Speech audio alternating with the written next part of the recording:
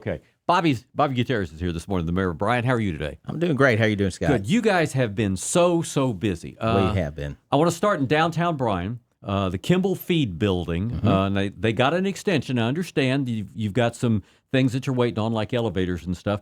But you do have some guidelines that they need to reach. Yeah. Tell us about those and how you created those. So pretty much everything we've done, we've gone back and looked at some of our old contracts. We have clawback in everything that we do now. I mean, we are, at one time we were begging for projects. We're begging for people to come to Bryan. We're begging for people to come to Bryan College Station, both of us. And now we know that we're kind of a destination place, and people are wanting to move here, not only to Bryan College Station, but Texas in general. And so we're looking at these projects as, okay, we'll help, and we'll help get these things off the ground and going.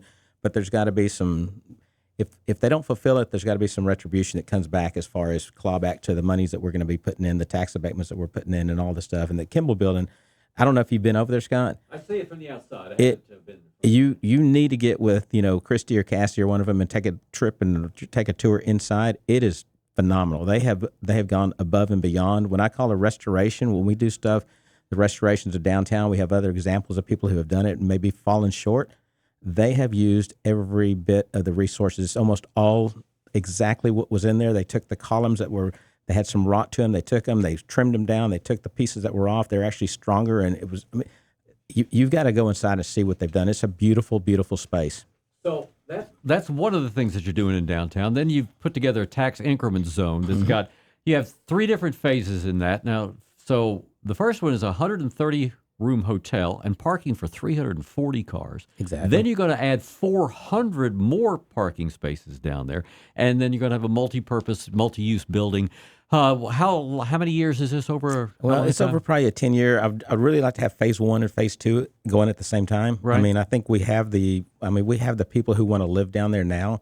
So when you get those high-end apartments, you get those kind of townhouses and stuff like that. I think that can go in. It doesn't affect what's going on with the hotel part of it. We're excited. I mean, downtown Bryan is really coming along. As proof, last week we had our third Friday Maroon and White night, and it was packed with people from Texas A&M, the university system. It was a beautiful night. I mean, it was really, really nice. We had the international fair part going on. They had all the international students. We had a stage over there for them, and student bands. We had the faculty bands. It was a nice, special night in downtown. So I want to go back to the hotel. I mean, you worked so hard to get a signature hotel in LaSalle. You've gone through that. You fought that battle. Now, basically, you're okaying a competitor to come in. Absolutely. We're trying to get stuff down there, and we've talked to the owners of the other hotel of LaSalle, and when you cluster things like that, it becomes a destination place. We have the hotel, the LaSalle is a 55-room hotel. It's a boutique hotel, and this other hotel will have some convention space, so it's going to bring more people down there. So when it fills that 135 rooms up, it'll spill off another. They're going to benefit each other. They really are going to benefit each other. And then people now are kind of finding what's the treasure of Bryan College Station is downtown Bryan. It's that kind of hub where it all started. Sure. Bobby Gutierrez, the mayor of Bryan, with us. One of the other things has to do with the airport. Coulter Field needs to be expanded. TxDOT's going to give you $2.4 million. You guys kick in about $265,000 or so. What is that going to add? And then, let's talk about first what it's going to add. Well, hopefully it's going to add runway. I mean, that's the thing we're looking at right now is to get the bigger jets to be able to come in here. That we have to have a longer runway. We have the property. We have that there that was brought way back when before me, and that was always been the plan, just to extend that runway so we could get those private jets coming in and use this more of a commuter airport.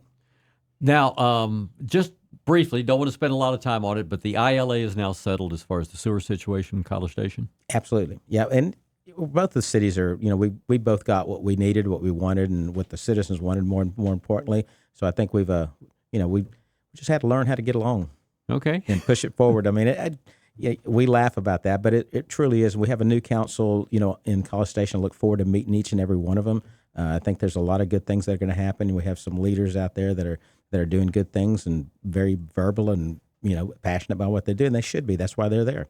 Let's talk a little infrastructure. Not a month seems to go by that we don't hear something else near Rellis, at Rellis.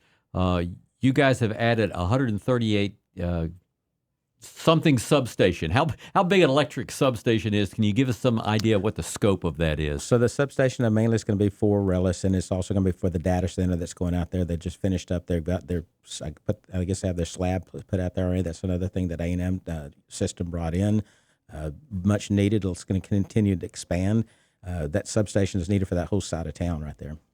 So plug and play. We heard a lot about that last week, and you had the Innovation Forward that I know you attended. This is a company that is in Texas already. I mean, they're in Frisco, they're in McKinney, they're outside of Houston, they're at Cedar Park. They are already in Texas. Why did we partner with somebody who's already got so many presence in Texas, and does that make it more difficult for us to get what we want out of them? Well, I don't think so. I think it works in our advantage. We visited with them in San Francisco 6 months ago, or maybe a little bit more, but I visited with their main headquarters over there, went through the whole deal. They have stuff all over the world, but what we're doing here is very specific, and the verticals they chose was aerospace and defense, which works really well with Relis and what Texas A&M is doing, the A&M system is doing, and I think, the Chancellor and the Board of Regents have done a really neat thing for us as far as putting that on. That doesn't mean they're not going to be working on everything else with agriculture and agri-life and the different things that we do, the curriculums that they do and produce at Texas A&M and here. But they're able to pluck from around the world, hey, this is a really neat deal you're doing in, just say, the UK. You need to be over here because they're doing the research and they're actually being able to test on Relis. So our testing facilities and stuff that we have there, with Army Futures Command, with Bush Combat Center, with all the thing that's going on around Relis, it makes it perfect. And that was what I would call for them low-hanging fruit, or what they said to us anyways. That's going to be really easy for us to get that integration and get those people over here for that. So we're excited to have them come on. They've got to produce. If they don't produce, we won't re-sign. So it's one of those things. We're putting in all the stuff. We talked about that earlier. All those security things, all the things that we need to do for them, we're going to get there. So my understanding is they've had a presence in China, and they've had a presence all over the world, but it includes China and Russia as well, who are certainly our adversaries. Yeah, that's something we're working through. We'll be working through that on all the final paperwork and everything else, but that's, that was left up to the system and the Chancellor and the Board of Regents and how they pursue that, because it's their intellectual property on their campus. Sure. And so our listeners understand, A&M is putting twice as much into this as the cities are. They're Absolutely. putting the amount that equals the two cities. I want to switch off of that for a minute, and I want to come back and revisit the CTE program, because if folks don't know, you won an award. You and Andrew Nelson, when he was mayor, won an award of being able to find a facility, buy it for pennies on the dollar, and turn this into a CTE campus. And I know that College Station School Board was talking about their CTE program this week in their meeting. Tell me where we are, to your knowledge and your engagement with CTE and Bryan. Well, I'd love to tell you more. That I wish I knew more. It's very much a passion of mine. It is. I told you a million times. This one of the things we're missing in our community over here. I think we need to expand it. I volunteered to help raise money for that, to expand that thing, and let's get it the first class that it is. And it is a first class deal.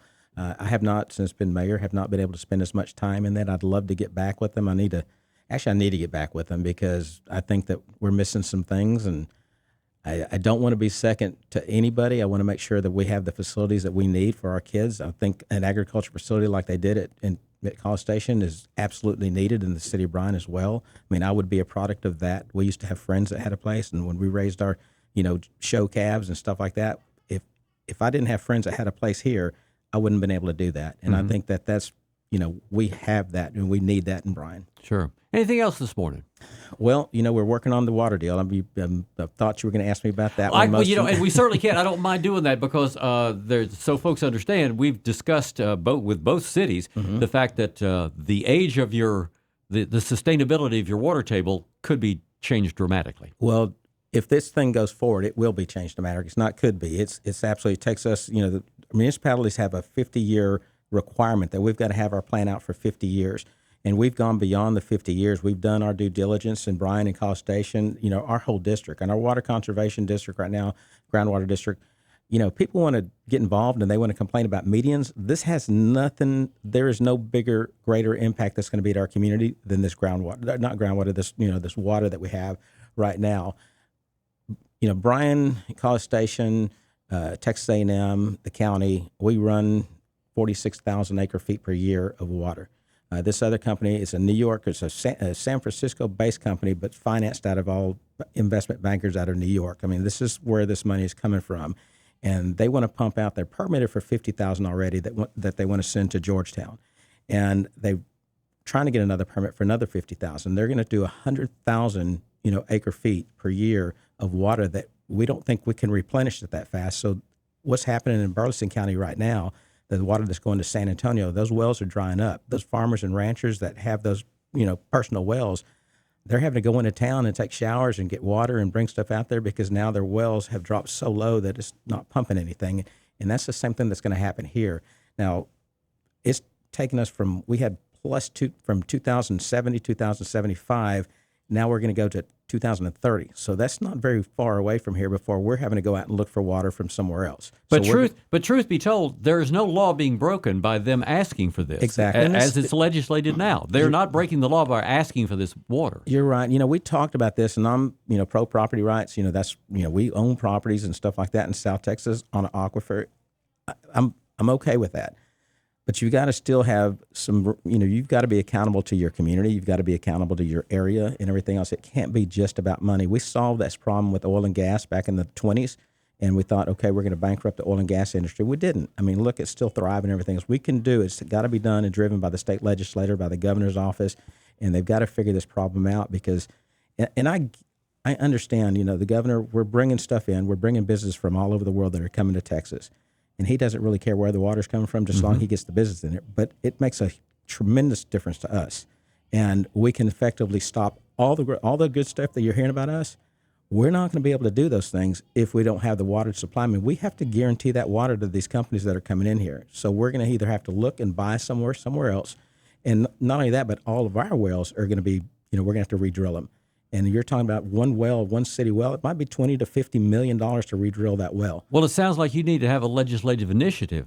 Well, we absolutely needed to have that, but right now this came up on us very, very quickly. We've been monitoring it for a long time. I mean, they need to be able to really need to pay attention to the groundwater district right now. I mean, this is where the citizens need to have their input, and they need to be going, look, we don't want to be looking like Mad Max. When you see the movie Mad Max, everybody's out there anarchy looking for water because that's what could potentially happen But here. if they're not breaking the law, then does it matter what the citizens do? I mean, if a judge decides just to dismiss this case, then it's done. They haven't gotten the permits for the next 50,000. Okay. So, and part of the deal was when we're trying to negotiate what's happening right now. And we got our guys. I probably can't give out too much of that, but there's some guarantees that the right of capture is a right of capture. It is, and we're just trying to figure out, is it responsible or irresponsible? And that's what those guys on that board are going to have to figure out. Okay. My general manager tells me I'm a water nut. I talk too much about it, but it's pretty critical stuff. Well, it's how life happens with that. And every single thing that we do consists of water. Everything that we do, whether it's manufacturing, whether it's just to stay alive. Yep, got it. Thanks for the time this morning. Absolutely. Thank you. Yep, Bobby Gutierrez, he's the mayor of Bryan. Visit with the mayors on Wednesdays.